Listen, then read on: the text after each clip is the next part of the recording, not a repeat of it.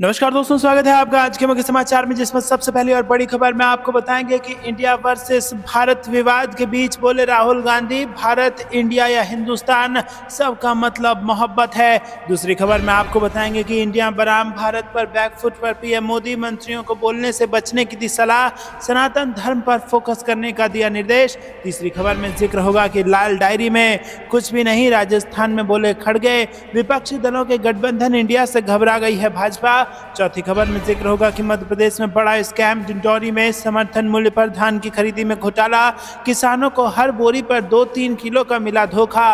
और पांचवी खबर में जिक्र होगा कि मध्य प्रदेश में भाजपा का हो सकता है सुपड़ा साफ, नीमच में बीजेपी की जन आशीर्वाद यात्रा पर हुआ पथराव, चीता प्रोजेक्ट के चलते आ रही परेशानी से लोग थे नाराज। दोस्तों, हर एक खबर की गहराई में आपको ले जाएंगे, लेकिन उससे पहले अगर आप भी ऐसा मानते हैं कि इंडिया हो, भारत हो या हिंदुस्तान हो, इन सब का मतलब सिर्फ मोहब्बत है, तो वीडियो को कीजिए लाइक और चैनल को सब्सक्राइब करके बेल आइकन दबाइए और कमेंट में लिखिए जय हिंद। रुक करते हैं सबसे पहली और बड़ी खबर की तरफ। इंडिया वर्सेस भारत विवाद के बीच राहुल गांधी के एक बयान ने फिर से जीत लिया देश के लोगों का दिल। कहा, भारत इंडिया या हिंदुस्तान, इन सब का मतलब मोहब्बत। जी हाँ दोस्तों, आपको बता दें कि इससे पहले भी मोहब्बत की दुकान खोलने का दावा करने वाले राहुल गांधी, जिन्होंने भारत जोड़ो 1 को एकदम सक्सेसफुल बना दिया, जिसके नतीजे से कर्नाटक के चुनाव में कांग्रेस की बम्पर जीत हुई। और अब दोस्तों आपको बता दें, उन्होंने फिर से एक ऐसा बयान दिया है जिसके बाद बीजेपी बैकफुट पर चली गई है। देश में इंडिया बनाम भारत को लेकर एक राजनीतिक विवाद छिड़ा हुआ है। सत्ता पक्ष भारत को लेकर वकालत कर रहा है तो विपक्ष सरकार पर सवाल खड़े कर रहा है। इन सब के बीच राहुल गांधी ने भी पूरे मामले को लेकर अपनी राय रखी। उन्होंने साफ शब्दों में कहा कि भारत हो, इंडिया हो या हिंदुस्तान हो, इन सब का मतलब मोहब्बत है। राहुल गांधी ने यूट्यूब पर अपनी भारत जोड़ो यात्रा से संबंधित वीडियो साझा करते हुए लिखा, भारत इंडिया या हिंदुस्तान सबका मतलब मोहब्बत, इरादा सबसे ऊंची उड़ान। जी हाँ दोस्तों, चाहे भारत हो, चाहे इंडिया हो या हिंदुस्तान, इन सब के इरादे हैं कि पूरी दुनिया में हो सबसे ऊंची उड़ान। पूरा मामला तब शुरू हुआ जब G20 से संबंधित रात्रि भोज के निमंत्रण पर राष्ट्रपति द्रौपदी मुर्मू को प्रेसिडेंट ऑफ भारत के तौर पर संबोधित किया गया और मंगलवार को इस पर बड़ा राजनीतिक विवाद खड़ा हो गया। विपक्ष ने आरोप लगाया कि सरकार देश के दोनों नामों इंडिया और भारत में से इंडिया को बदलना चाहती है। इसमें राहुल गांधी ने पार्टी के कई नेताओं के साथ 4000 किलोमीटर से अधिक की पैदल यात्रा की थी और इस दौरान उन्होंने समाज के विभिन्न वर्गों के लोगों से बातचीत की थी। दोस्तों, रुक करते हैं अगली ब्रेकिंग न्यूज की तरफ। इंडिया बनाम भारत पर बैकफुट पर मोदी, मंत्रियों को बोलने से बचने की दी सलाह, सनातन धर्म पर फोकस का दिया निर्देश। जी दोस्तों, इंडिया बनाम भारत विवाद पर लगता है पीएम मोदी बैकफुट पर आ गए हैं। दरअसल G20 शिखर सम्मेलन को लेकर बुलाई गई केंद्रीय कैबिनेट की बैठक में पीएम ने सभी मंत्रियों को भारत बनाम इंडिया पर बोलने से बचने की सलाह दी है। हालांकि उन्होंने उदयनिधि स्टालिन के सनातन धर्म पर दिए बयान का सही तरीके और सख्ती से जवाब देने का निर्देश दिया है। बुधवार को केंद्रीय मंत्री परिषद की बैठक में G20 पर दिए बयान का सही तरीके और सख्ती से जवाब देने का निर्देश दिया है। बुधवार को केंद्रीय मंत्री परिषद की बैठक में G20 शिखर सम्मेलन को लेकर एक प्रेजेंटेशन भी दिया गया। मंत्री परिषद की बैठक की अध्यक्षता करते समय प्रधानमंत्री मोदी ने सभी मंत्रियों को G20 India mobile app download करने की भी सलाह दी है और इस ऐप के जरिए मंत्रियों को विदेश प्रतिनिधियों के साथ बातचीत करने में मदद मिलेगी। भारत के पास जब तक G20 की अध्यक्षता रहेगी, ये ऐप तब तक कार्य करेगा। G20 सम्मेलन के मद्देनजर भारत सरकार के विदेश मंत्रालय ने विशेष तौर पर यह ऐप लॉन्च किया है और इस ऐप को कई भाषाओं में एक्सेस किया जा सकता है। रुक करते हैं ब्रेकिंग न्यूज की तरफ। लाल डायरी में कुछ भी नहीं, राजस्थान में बोले खड़गे, विपक्षी दलों के गठबंधन इंडिया से घबरा गई भाजपा। जी हाँ दोस्तों, कांग्रेस अध्यक्ष मल्लिकार्जुन खड़गे ने बुधवार को राजस्थान के भीलवाड़ा में एक पार्टी रैली में भाजपा पर कांग्रेस नेताओं को गाली देने के अलावा कुछ नहीं करने का आरोप लगाया। वो राज्य में आगामी विधानसभा चुनाव से पहले कांग्रेस कार्यकर्ताओं की एक सभा को संबोधित कर रहे थे। उन्होंने कहा कि केंद्र में 8 साल के शासनकाल में भाजपा के पास दिखाने के लिए कोई उपलब्धि नहीं है। उन्होंने भाजपा की नीतियों की भी आलोचना की और कहा कि उन्होंने केवल अमीरों और शक्तिशाली लोगों को फायदा पहुंचाया है, जबकि गरीबों और मध्यम वर्ग को उनके हाल पर छोड़ दिया गया है। खड़गे ने राजस्थान की जनता से आगामी चुनाव में कांग्रेस को वोट देने का आह्वान किया। उन्होंने कहा कि कांग्रेस ही एकमात्र ऐसी पार्टी है जो स्थिर और ईमानदार सरकार दे सकती है।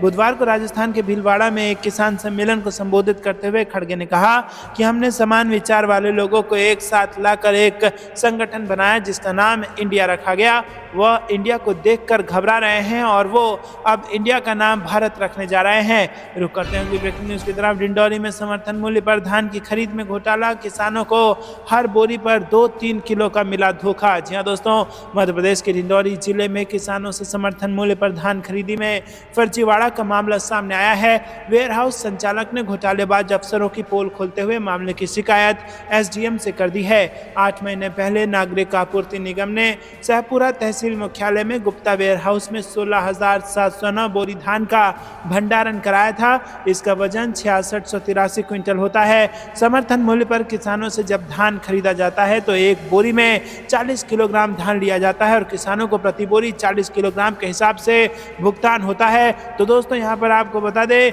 कि यहाँ पर 418 क्विंटल धान गायब हो गया। जी हाँ दोस्तों, आपको बता दें कि डिंडौरी में समर्थन मूल्य पर धान की खरीदी में यह बड़ा घोटाला मध्य प्रदेश में सामने आया है, जिसमें किसान को हर बोरी पर 2-3 किलो का धोखा मिल रहा है। जिसके बाद अब चुनाव से पहले इस घोटाले के उजागर होने से भाजपा की मुश्किलें अब बढ़ सकती है।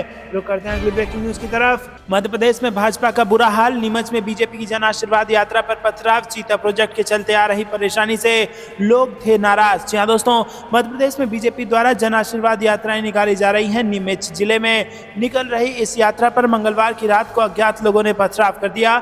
इस पथराव में कई वाहन क्षतिग्रस्त हो गए। बीजेपी के प्रदेश अध्यक्ष विष्णु दत्त शर्मा ने इस घटना के पीछे कांग्रेस का हाथ होने का आरोप लगा दिया। वहीं कांग्रेस के प्रदेश प्रभारी रणदीप सिंह सुरजेवाला ने इसे धरातल की असलियत करार दिया। बीजेपी द्वारा प्रदेश में 5 जन आशीर्वाद यात्राएं निकाली जा रही हैं। मालवा निमाड़ इलाके की ये यात्रा जब नीमच जिला मुख्यालय से लगभग 70 किलोमीटर दूर रामपुरा क्षेत्र के रावली कुंडी गांव से गुजर रही थी, तभी कुछ लोगों ने चीता प्रोजेक्ट के चलते आ रही समस्याओं को लेकर विरोध करते हुए पथराव कर दिया। ग्रामीणों के इस पथराव में जन आशीर्वाद यात्रा में शामिल कई वाहनों के शीशे टूट गए और इस हमले को लेकर बीजेपी के प्रदेश अध्यक्ष विष्णु दत्त शर्मा ने कांग्रेस पर गंभीर आरोप लगाए हैं और कहा है कि इसमें कांग्रेस का हाथ है। उन्होंने कहा है कि बीजेपी की जन आशीर्वाद यात्रा को मिल रहे अपार जन समर्थन से घबराकर कांग्रेसियों ने नीमच में यात्रा पर हमला कर वाहनों में तोड़फोड़ की। दोस्तों आपको बता दें कि प्रदेश प्रभारी रणदीप सिंह सुरजेवाला ने बीजेपी को घेरा और वीडियो साझा करते हुए कहा कि नीमच मध्य प्रदेश का ये वीडियो तकलीफदेह है पर धरातल की असलियत भी दर्शाता है। शिवराज की अवसरवाद यात्रा के खिलाफ गुस्सा बढ़ता जा रहा है। पाप का घड़ा भर चुका है। जहां हम हिंसा के कदापि पक्षधर नहीं हैं, पर आक्रोशित युवाओं और महिलाओं को पुलिस या डंडों से पीटना दबाना भी उचित नहीं है। रुक करते हैं अगली ब्रेकिंग न्यूज की तरफ। सुप्रीम कोर्ट ने लद्दाख हिल काउंसिल चुनाव रद्द किया, आयोग पर लगाया जुर्माना, नई अधिसूचना जारी करने का दिया आदेश। जी हां दोस्तों, सुप्रीम कोर्ट ने बुधवार को लद्दाख पर्वतीय विकास परिषद के चुनाव की अधिसूचना को रद्द करते हुए नई अधिसूचना जारी करने का आदेश दिया है। कोर्ट ने यह फैसला चुनाव में नेशनल कॉन्फ्रेंस को हल चुनाव चिन्ह देने से इनकार करने के फैसले को चुनौती देने वाली याचिका पर दिया है। सुप्रीम कोर्ट ने लद्दाख प्रशासन को 1 हफ्ते में चुनाव के लिए नई अधिसूचना जारी करने का निर्देश दिया है। साथ ही शीर्ष अदालत ने लद्दाख प्रशासन पर 1 लाख रुपए का जुर्माना भी लगाया है, जिसने नेशनल कॉन्फ्रेंस उम्मीदवार को पर्वतीय चुनाव के लिए हल चुनाव चिन्ह का उपयोग करने की अनुमति देने से इनकार कर दिया था। रुक करते हैं अगली ब्रेकिंग न्यूज की तरफ। राजस्थान चुनाव को लेकर कांग्रेस की प्रमुख कमेटियों का ऐलान, कोर कमेटी में सीएम गहलोत और सचिन पायलट शामिल। जी हां दोस्तों, राजस्थान विधानसभा चुनाव को लेकर कांग्रेस ने प्रमुख कमेटियों का ऐलान कर दिया है। गोविंद राम मेघवाल को कैंपेन कमेटी प्रमुख बनाया गया है, वहीं सीपी जोशी को घोषणा पत्र कमेटी की जिम्मेदारी दी गई है। कोर कमेटी में अशोक गहलोत और सचिन पायलट भी शामिल हैं। दोस्तों आपको बता दें कि यहाँ पर राजस्थान के चुनाव को लेकर कांग्रेस पार्टी पूरी तरीके से तैयार है और जो कुछ सालों पहले सीएम गहलोत और सचिन पायलट के बीच में यहाँ पर टेंशन का माहौल था, वो भी अब खत्म हो चुका है। दोनों के कार्यकर्ता जोर शोर से चुनाव की तैयारियों में लगे हुए हैं और ग्राउंड वर्क पर जुट गए हैं और जो दोनों ही दिग्गज नेता, चाहे वो सचिन पायलट हो या अशोक गहलोत हो, वो पार्टी हित में, राजस्थान में जनहित में काम कर रहे हैं। आपको क्या कुछ लगता है किसकी बनेगी सरकार? कमेंट में जरूर बताइए। वीडियो अभी तक लाइक नहीं किया तो लाइक करना मत भूलेगा। रुक करते हैं ब्रेकिंग न्यूज की तरफ। इंडिया गठबंधन बनने से केंद्र की मोदी सरकार घबराई, जेडीयू अध्यक्ष ललन सिंह ने कहा इंडिया और भारत का विवाद किया जा रहा है। पीएम मोदी की जुमलेबाजी से हर कोई है परेशान। जी हां दोस्तों, आपको बता दें कि जेडीयू अध्यक्ष ललन सिंह ने बुधवार को कहा कि विपक्षी दलों के गठबंधन इंडिया बनने से केंद्र की मोदी सरकार घबराई हुई है और यही कारण है कि अब हताशा में देश का नाम बदलने वाली बातें कर रहे हैं और इंडिया और भारत का विवाद किया जा रहा है। उन्होंने कहा कि इनके नाम बदलने से कुछ नहीं होगा। इस देश की जनता में मोदी सरकार के खिलाफ जो अविश्वास है उसको कहां से मिटाएंगे। इन्हें जो करना है करते रहे, लेकिन जनता इनके खिलाफ है। और उन्होंने कहा कि पीएम मोदी की जुमलेबाजी को हर कोई समझ चुका है। ललन सिंह ने कहा कि इतिहास को ये लगातार बदल रहे हैं। दोस्तों, रुक करते हैं अगली ब्रेकिंग न्यूज की तरफ। नीतीश कुमार ने बड़ी बैठक बुलाई। 11 और 12 सितंबर को जेडीयू नेताओं से मिलेंगे। जी हां दोस्तों, लोकसभा चुनाव 2024 को लेकर इंडिया और एनडीए नाम से दो खेमा मुख्य तौर पर बन गया है। बीते 31 अगस्त और 1 सितंबर को मुंबई में इंडिया अलायंस की बैठक के बाद लोकसभा चुनाव को लेकर इस गठबंधन में शामिल तमाम राजनीतिक पार्टियों ने अपनी तैयारी करने में लग गई हैं और इसी क्रम में बिहार के मुख्यमंत्री नीतीश कुमार जेडीयू नेताओं और संगठन के लोगों के साथ महत्वपूर्ण बैठक करने वाले हैं। लोकसभा चुनाव की तैयारियों को लेकर इस बैठक को बेहद महत्वपूर्ण माना जा रहा है। जेडीयू प्रदेश अध्यक्ष उमेश कुशवाहा ने बैठक को लेकर बताया कि मुख्यमंत्री पार्टी के कार्यकर्ताओं से, पार्टी के नेताओं से लगातार मिलते रहे हैं और संवाद स्थापित करते रहे हैं। ये तो रूटीन वर्क है। हमारे जिला अध्यक्षों और प्रमंडल प्रभारियों के साथ 11 सितंबर को बैठक है और 12 सितंबर को प्रखंड अध्यक्षों और विधानसभा प्रभारियों के साथ बैठक होगी और पार्टी से संबंधित सभी साथी से उनसे मिलेंगे और रूबरू होंगे। रुक करते हैं ब्रेकिंग न्यूज की तरफ। खालिस्तान समर्थक एक्टिविटी पर ब्रिटेन के पीएम ऋषि सुनक का बड़ा बयान। बोले किसी भी तरह का कट्टरवाद बर्दाश्त नहीं। G20 पर भी दिया अपना बयान। जी हां दोस्तों, आपको बता दें कि ब्रिटेन के प्रधानमंत्री ऋषि सुनक ने खालिस्तानी समर्थकों की गतिविधियों पर भारत में बढ़ती चिंताओं पर बड़ा बयान दे दिया है। उन्होंने बुधवार को कहा कि खालिस्तान समर्थक कट्टरवाद से निपटने के लिए ब्रिटेन भारत सरकार के साथ मिलकर काम कर रहा है। ब्रिटेन के प्रधानमंत्री ऋषि सुनक ने कहा कि 2023 भारत के लिए बड़ा साल है। भारत को इस प्रकार का वैश्विक नेतृत्व करते हुए देखना अद्भुत है। उन्होंने कहा कि पीएम मोदी से मेरी मुलाकात में वैश्विक चुनौतियों के बारे में और इनसे निपटने में ब्रिटेन और भारत की बड़ी भूमिका के बारे में बात करने का अवसर मिलेगा। रुक करते हैं ब्रेकिंग न्यूज की तरफ। The prime minister of Bharat PM Modi के इंडोनेशिया दौरे का पत्र आया सामने। G20 समिट में सभी भारतीयों के पहचान पत्र बदले। जी हां दोस्तों, इंडिया या भारत मुद्दे पर मचे राजनीतिक घमासान के बीच प्रधानमंत्री नरेंद्र मोदी आसियान शिखर सम्मेलन में हिस्सा लेने के लिए इंडोनेशिया जा रहे हैं। पीएम मोदी के इंडोनेशिया पहुंचने से पहले बीजेपी की प्रवक्ता संबित पात्रा ने उनकी इंडोनेशिया यात्रा की जानकारी देने वाला नोट सोशल मीडिया में शेयर किया है। इस नोट में the prime minister of Bharat लिखा गया है, यानी कि अब ये मामला देश के अंदर होने वाली बहस का नहीं रह गया, बल्कि सरकार ने ग्लोबल तौर पर भारत नाम का इस्तेमाल शुरू कर दिया है। इसके साथ ही बड़ी खबर यह भी है कि G20 समिट के दौरान सभी भारतीय डेलीगेट्स और नौकरशाहों के आइडेंटिटी कार्ड्स बदल दिए गए हैं और इन कार्ड्स पर इंडिया की जगह भारत लिख दिया गया है।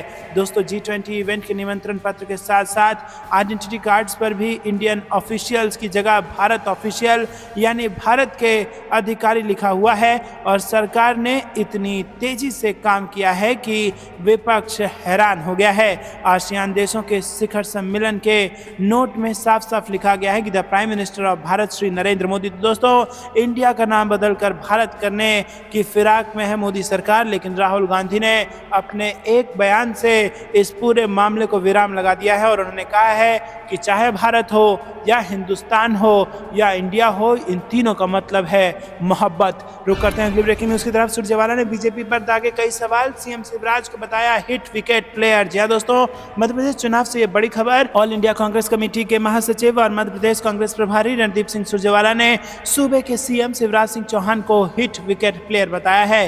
सुरजेवाला ने प्रदेश में बीजेपी नेताओं के दौरे को लेकर अमित शाह और नितिन गडकरी पर निशाना साधा। उन्होंने आरोप लगाए हैं कि बीजेपी के राष्ट्रीय अध्यक्ष जेपी नड्डा, अमित शाह और नितिन गडकरी वोटों की खेती काटने आ रहे हैं। इन्हें प्रदेश के किसानों की कोई चिंता नहीं है। सुरजेवाला ने कहा कि ये लोग महाकाल को भी नहीं छोड़ते हैं। किसानों को बर्बाद कर अपनी सत्ता आबाद करने की भाजपाई कोशिश औंधे मुंह गिर जाएगी। रणदीप सिंह सुरजेवाला ने कहा कि जन धोखा धन लूट अवसरवाद यात्रा में अमित शाह मंडला श्योपुर आ रहे हैं।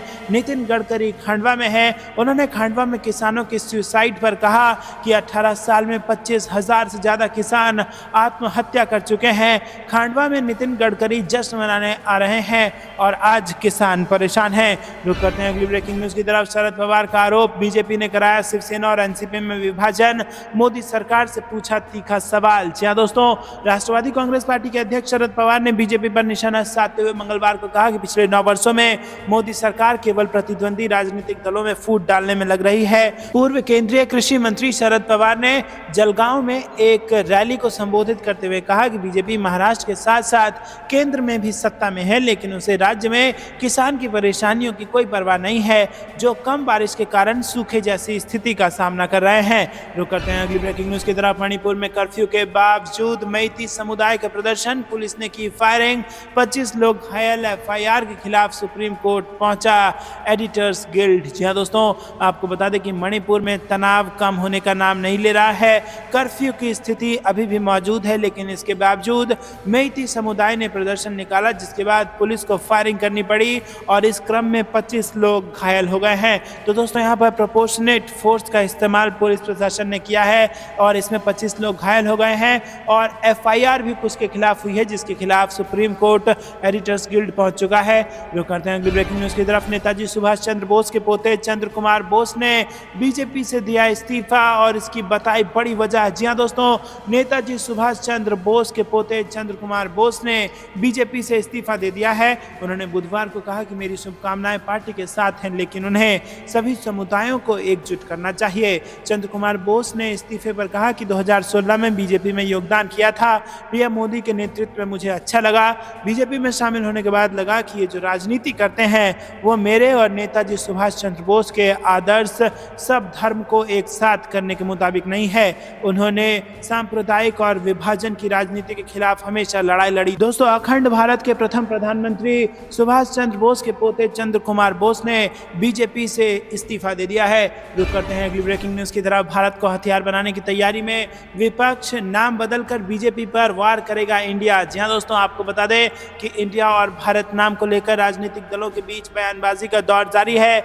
इंडिया और भारत नाम पर हर किसी का अपना मत है। इस बीच नेशनल कॉन्फ्रेंस के नेता और जम्मू कश्मीर के पूर्व सीएम उमर अब्दुल्ला ने भी इंडिया वर्सेस भारत नाम विवाद पर प्रतिक्रिया दे दी है। उमर अब्दुल्ला ने इंडिया और भारत नाम पर मचे विवाद पर कहा कि हम अपने गठबंधन इंडिया का नाम बदल देंगे। अगर हमें ऐसा लगता है कि इस नाम की वजह से देश का खर्च बढ़ सकता है तो हम गठबंधन का नाम बदलने पर विचार कर सकते हैं। उन्होंने कहा कि इस नाम की वजह से हम देशवासियों को परेशान नहीं करना चाहते हैं। रुक करते हैं अगली ब्रेकिंग न्यूज़ की तरफ। गृह मंत्री अमित शाह का दौरा हुआ रद्द, सीएम शिवराज सिंह भी नहीं आए। फोन से किया सभा को संबोधित, केंद्रीय रेल मंत्री ने की ये घोषणा। जी हाँ दोस्तों, केंद्रीय गृह मंत्री अमित शाह का श्योपुर जिले का दौरा कार्यक्रम शुरू होने से पहले अचानक रद्द हो गया। सीएम शिवराज सिंह चौहान और नागरिक उड्डयन मंत्री ज्योतिरादित्य सिंधिया का दौरा भी निरस्त हो गया। केंद्रीय रेल मंत्री अश्विनी वैष्णव ने ग्वालियर से श्योपुर तक मंजूर की गई ब्रॉड गेज रेल लाइन को श्योपुर से बढ़ाकर कोटा तक किए जाने की घोषणा की और साथ ही श्योपुर के रेलवे स्टेशन को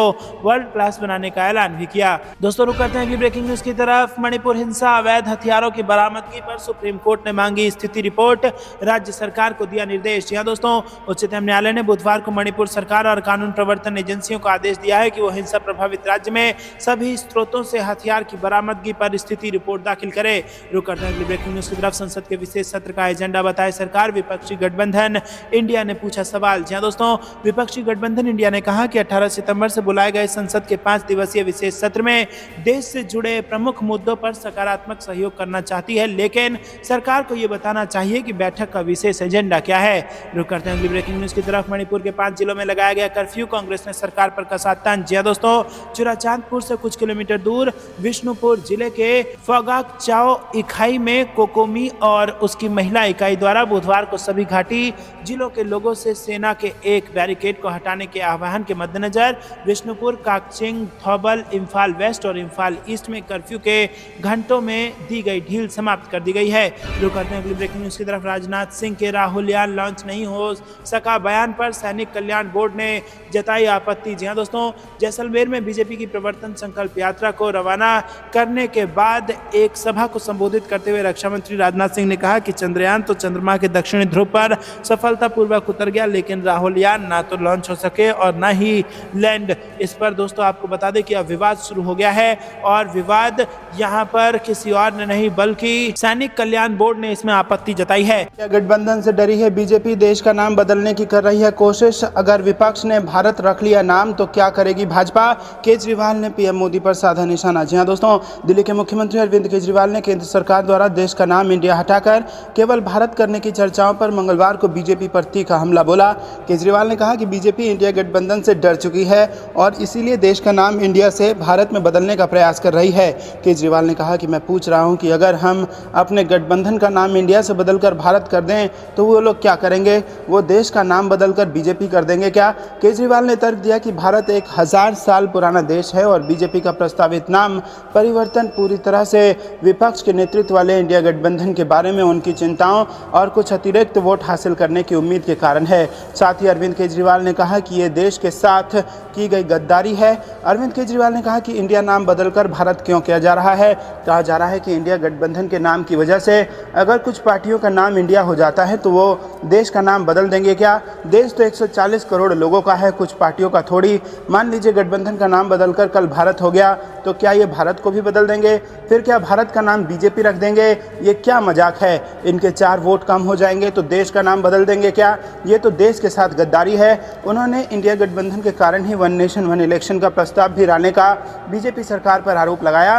केजरीवाल ने कहा कि मैं आपको बताता हूं, वो हर 6 महीने में जनता का सामना नहीं करना चाहते हैं, इसीलिए वन नेशन वन इलेक्शन की वकालत कर रहे हैं। यदि अवधारणा स्वीकार कर ली जाती है तो मैं आपको विश्वास दिलाता हूं कि वो 5000 रुपये में सिलेंडर बेचेंगे और 150 रुपये से ऊपर टमाटर बेचेंगे। तो दोस्तों, क्या आपको भी ऐसा लगता है कि हर 6 महीने में जनता को फेस करने से डरती है भाजपा, इसीलिए वन नेशन वन इलेक्शन की कवायद शुरू की गई है? आपको क्या कुछ लगता है कमेंट में ज़रूर बताइए। वीडियो अभी तक लाइक नहीं किया तो लाइक कीजिए और चैनल को सब्सक्राइब करके बेल आइकन दबाइए। अभी के लिए इतना ही। जय हिंद, जय भारत।